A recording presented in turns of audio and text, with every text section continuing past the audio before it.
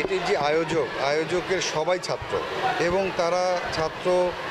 উচ্চ মাধ্যমিক শ্রেণী কিংবা যারা সবেমাত্র উচ্চ মাধ্যমিক পাশ করেছে এরকম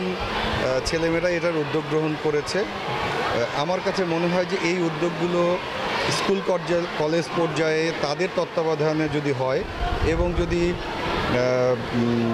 সরকারের পৃষ্ঠপোষকতায় রাষ্ট্রীয়ভাবে হয় তাহলে আমাদের ছেলেমেয়েরা তাদের পাঠ্য বইয়ের পাশাপাশি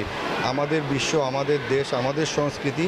এই বিষয়ে অনেক কিছু জানতে পারবে এবং তারা এগুলো জানার ব্যাপারে অনেক উৎসাহিত হবে। গ্লোবাল স্টাডিজ অলিম্পিয়াড আজকে আপনার রংপুরের চমৎকার একটা ক্যান্টনমেন্ট অডিটোরিয়ামে আমরা যে বিষয়গুলো আমরা দেখেছি, এটা আমারও অনেক কিছু শিক্ষা হয়েছে যে আমরা আমাদের শিক্ষার্থীদের শুধু পাঠ্যপুস্তকের মধ্যেই আবদ্ধ রাখছি, কিন্তু বিশ্বকে জানতে গেলে, দেশকে জানতে গেলে আসলে আমাদের এরকম কুইজ প্রতিযোগিতার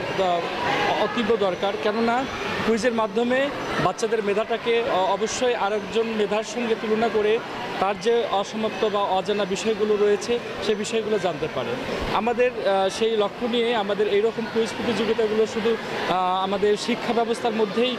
রাখা নয়, আমি মনে করি যে শিক্ষা প্রতিষ্ঠানের বাইরেও যে সংগঠনগুলো রয়েছে, সামাজিক সংগঠনগুলো রয়েছে, এরকম কুইজ প্রতিযোগিতা যদি করে তাহলে আমাদের দেশের শিক্ষার্থীদের মেধা